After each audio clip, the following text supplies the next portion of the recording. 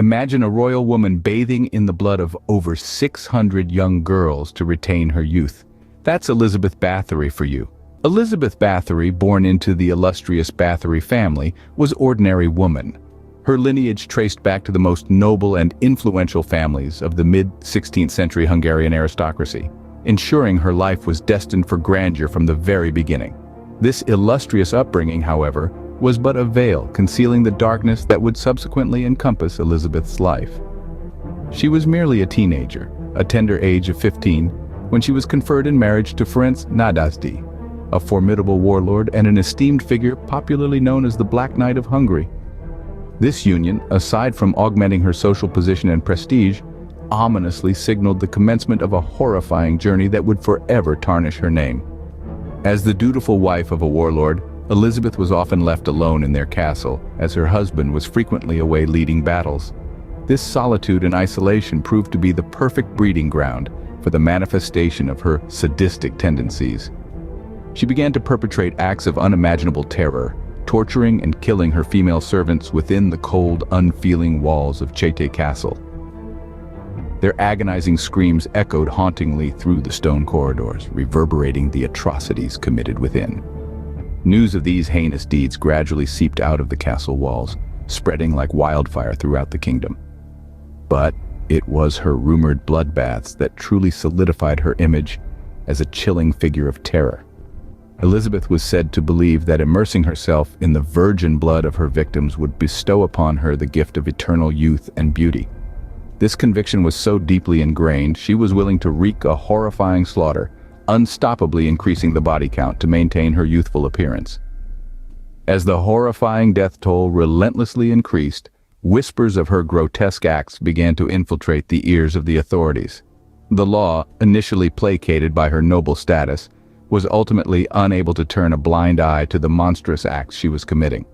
In the year of 1610, Elizabeth was arrested. She was accused of the horrifying murders of over 600 innocent young girls, a chilling testament to the depths of her depravity. Yet, due to the privileges granted by her noble birth, Elizabeth Bathory was spared the humiliation of a public execution. Instead, she was sentenced to a life of solitary confinement within the very castle that had once symbolized her power and prestige. Her final days were spent in a tiny, desolate room, devoid of any windows and with only a small slit for the passing of meager food rations. The once awe-inspiring countess, who once commanded respect and reverence, was reduced to a pitiful existence, trapped within the confines of her former glory. Elizabeth Bathory's death in 1614 mercifully marked the end of her horrifying reign of terror. The Blood Countess, a chilling example of the monstrosity that can lurk beneath a noble facade. Vlad the Impaler, a name synonymous with terror, was known to have impaled 20,000 people in a single day. This chilling figure, emerging from the depths of the 15th century, is none other than Vlad III, also known as Vlad Tepes, the Prince of Wallachia, a historical region steeped in the rich folklore and turbulent history of Romania. This infamous prince was born into a world plagued by political turmoil, relentless aggression, and ceaseless warfare. His rise to power was not a tranquil tale of peaceful transition, but rather a violent upheaval marked by bloodshed and conflict. His Vlad II was recognized as a respected member of a distinguished knightly order, known as the Order of the Dragon. This order was founded with a noble aim and an unshakable resolve to stand as a bulwark against the relentless onslaught of the Ottoman Empire, and to cease their expansion into Christian Europe. It was from this prestigious order that Vlad III later derived his notorious nickname, Dracula, a term that translates to Son of the Dragon. However, Vlad III's reign was a stark contrast to the chivalrous ideals and noble intentions of his father's order. He was known for his brutal forms of particularly impalement, which he took sadistic pleasure in executing. His victims ranged from political rivals who posed threats to his reign, to Ottoman invaders who dared to infringe upon his land, and even extending to the helpless peasants of his own kingdom. Vlad's method of execution was not only extraordinarily painful, but also served as a clear message to his adversaries. It was a chilling display of power that emanated an aura of domination and cruelty. His perverse satisfaction for impalement was such that it's said that he once dined amidst a grotesque landscape of victims impaled on tall spikes. The sheer horror of this scene would cause anyone's blood to run cold and serves as a stark reminder of the depths of human cruelty that one can descend into.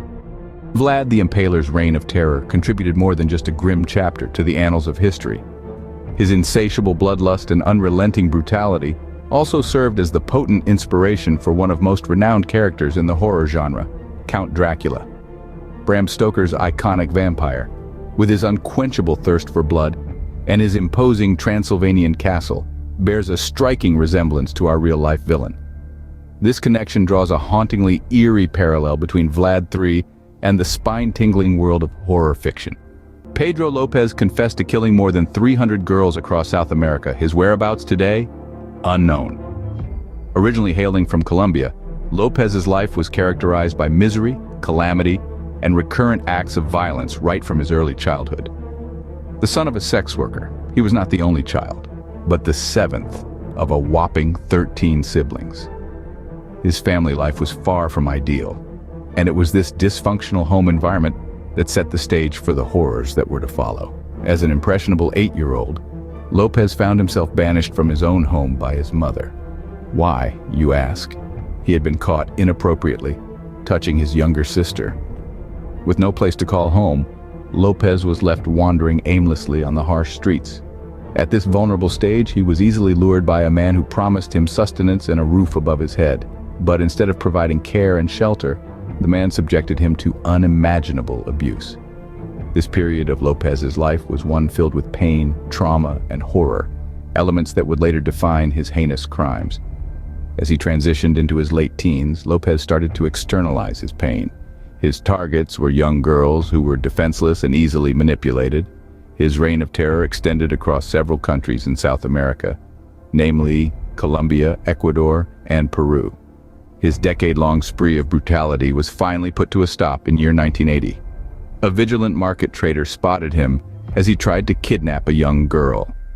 This led to his arrest and a subsequent police investigation that unveiled a mass grave of his innocent victims. Under intense police custody, Lopez made a shocking admission.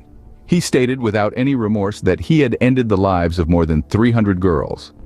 The police found it hard to believe until a sudden flash flood revealed another mass grave, further substantiating his petrifying claims. This gruesome revelation earned him the macabre title, the Monster of the Andes. However, in a twist of events that defies logic and comprehension, Lopez found himself a free man in 1998. He was released from an Ecuadorian prison on accounts of good behavior, having served a mere 18 years of his 16 life sentences. He was deported back to Colombia, and rather than being imprisoned again, he was committed to a psychiatric hospital. Adding to the disbelief, he was released a year later on a paltry bail. Since that unthinkable release, his whereabouts have been shrouded in mystery. His potential return to his old monstrous habits is a chilling prospect that sends a cold shiver down one's spine. The local authorities are still struggling to locate him, their efforts punctuated by a sense of urgency and fear. Ilse Koch, known as the Witch of Buchenwald, took sadistic pleasure in torturing prisoners at the concentration camp. This name, Ilse Koch, was one that echoed through the drab, gloomy walls of the camp, striking terror in the heart of every inmate at Buchenwald. Her very mention would send shudders down the spines of the prisoners who, despite their hardened exteriors, couldn't help but crumble under the weight of their fear. Ilse Koch was not just an ordinary woman, she was the wife of Karl Koch, the highly dreaded commandant of the camp. Despite being a woman, it was she who truly reigned supreme within the confines of Buchenwald. Her position of power gave her not only unrestrained access, but also an opportunity to indulge in her cruel and sadistic tendencies without any fear of repercussion. This unrestricted authority that she held allowed her every desire, no matter how vile, to be indulged in without question. Every day, without fail, she would walk with an eerie calm through the camp. Her icy eyes would scan the disheveled crowd of prisoners, almost as if looking for the next piece in a jigsaw puzzle. Her favorites were those with distinctive, colorful tattoos, for she had an abnormal fascination with human skin. It was as if she derived some perverse pleasure from their intricate designs, their stories etched in ink. Once she'd chosen her victim, the real horror would begin. She would subject them to unthinkable acts of torture, deriving a perverse satisfaction from their expressions of pain and suffering. But her brutality wasn't limited to physical torment. She also had a penchant for psychological torture, often forcing prisoners to participate in demeaning tasks or watch helplessly as their fellow inmates were subjected to her cruel methods. Word of Ilse's reign of terror began to spread beyond the camp's walls. As the atrocities at Buchenwald came to light, the world was shocked into silence. Ilse's reign of terror was brought to an abrupt end when she was arrested and put on trial for her crimes against humanity. The evidence against her was overwhelming. Survivor testimonies, coupled with physical evidence of her monstrous deeds, painted a horrifying picture of the woman they called the Witch of Buchenwald. Despite her attempts to deny the allegations, Ilse was found guilty. She was sentenced to life imprisonment, a small of justice for the countless lives she had destroyed. However, her sentence did little to erase the traumatic memories of her victims or the dark shadow she cast over Buchenwald. Ilse Koch, the Witch of Buchenwald, remains one of history's most chilling figures. Her sadistic cruelty and complete lack of empathy are a stark reminder of the depths of depravity to which a human being can sink. She was more than just a woman. She was a monster, devoid of any human compassion. The scars she left on her victims were not just physical, but profoundly psychological, a stark reminder of the terror they had endured. History has seen many tyrants, but few were as cruel as Ilse Koch. Her complete disregard for human life is a chilling reminder of the inhumanity of which humans are capable. It also serves as a reminder of the resilience of the human spirit, as the survivors of Buchenwald carried on, bearing witness to the horrors they had experienced. The Witch of Buchenwald, a woman whose cruelty knew no bounds.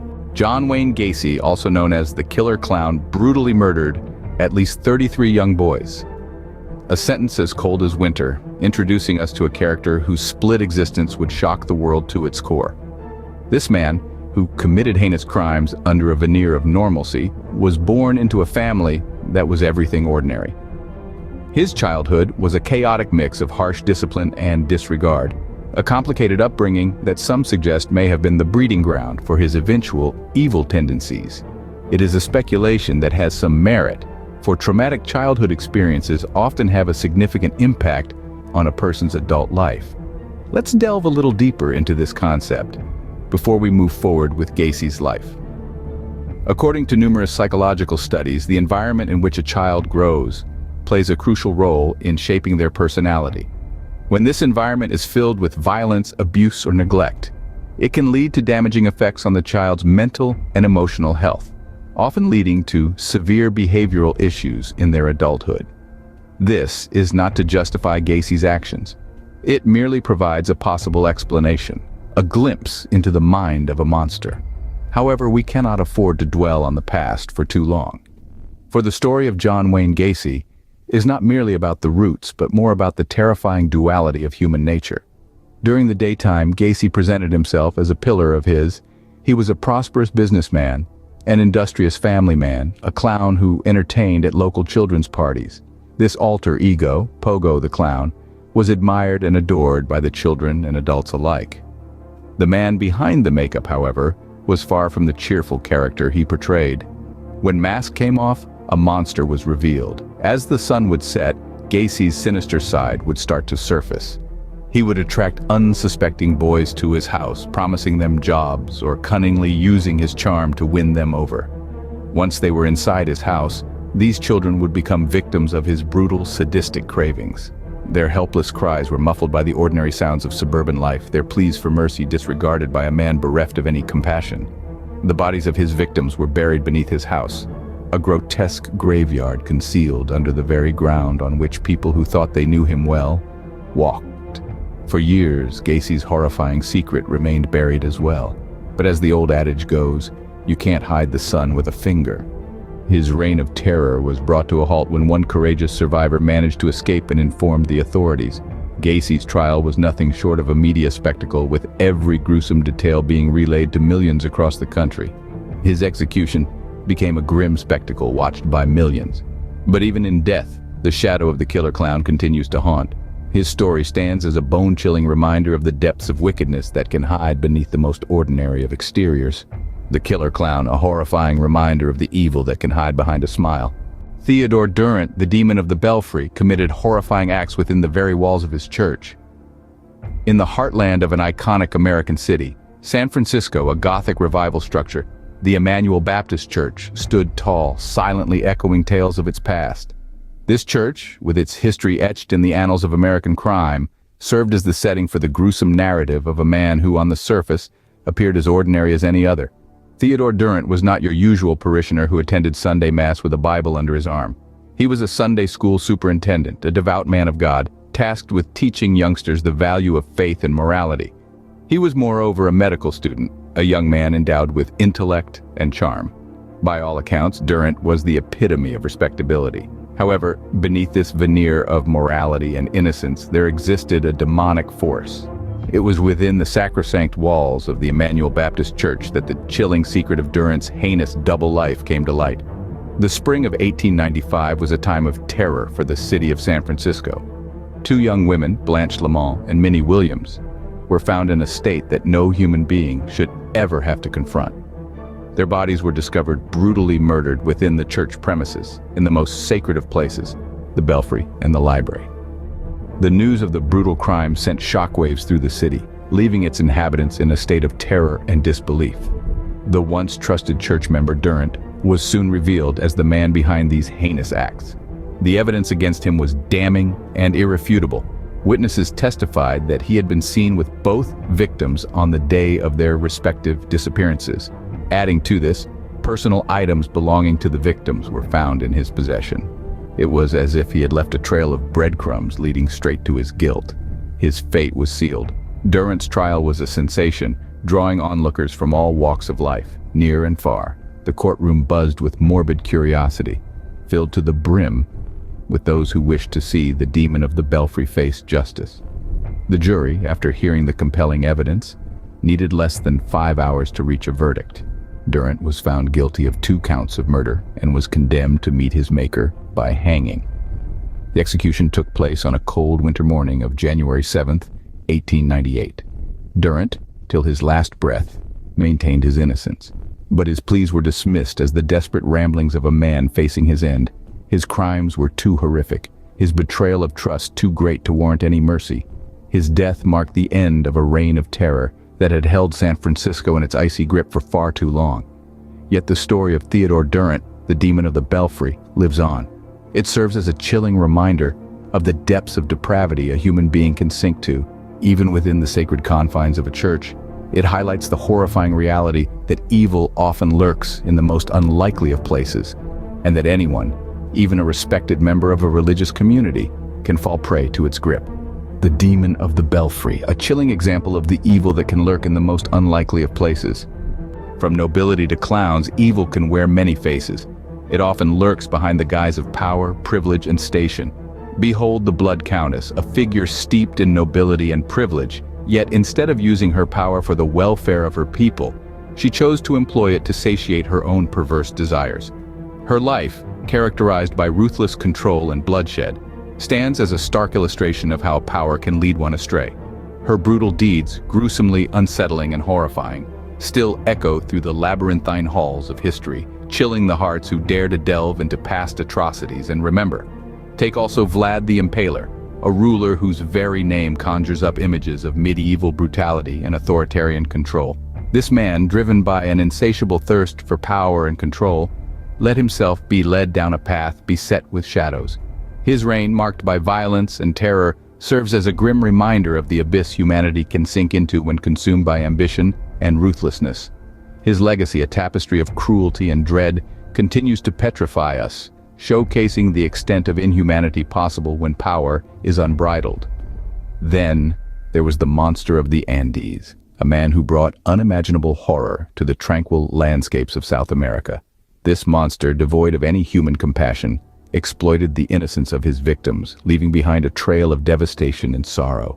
His name, even after decades, continues to evoke fear and revulsion, a testament to the monstrous actions he committed. Consider also the Witch of Buchenwald, a woman cloaked in the guise of an ordinary citizen, yet possessing a darkness within her that was anything but ordinary. Her reign at the Buchenwald concentration camp one of terror and cruelty, showed us that evil can lurk in the most unexpected of places, even within those who appear harmless and benign. We must not forget the killer clown, a man whose outward joviality masked a sinister inclination. His ability to take the joy and laughter associated with clowns and twist it into something unspeakable is deeply disturbing. He taught us that evil can hide behind even the brightest of smiles, a chilling reminder that appearances can be wildly deceptive. Recall also the demon of the belfry, a man who used his position in the church to commit heinous acts. His story reminds us that evil can sometimes wear the mask of piety and virtue. His tale is a stark warning that not all who preach goodness practice it. His actions defiled the sanctity of the church and betrayed the trust of those who sought solace in faith. Delving into the lives of these figures, we see a pattern that is as troubling as it is thought-provoking. Each, though starkly different in their methods and motives, brought horror and terror into the world. They continue to frighten us today, not just because of their monstrous deeds, but also because they remind us of the capacity for evil that can lie dormant within humanity. These monsters, these embodiments of evil, are reflections of the dark side that can potentially exist within each of us. A terrifying prospect indeed. History is a tumultuous sea filled with such monsters, figures who have left indelible marks of horror and dread on the canvas of human civilization. But it's our collective task, our shared responsibility to ensure that they remain a thing of the past. By acknowledging and understanding the evil that has existed, we can strive to prevent its recurrence in the future. Each of these figures serves as a chilling reminder of the depths to which humanity can sink, and it is our duty to rise above such depths. Sleep tight.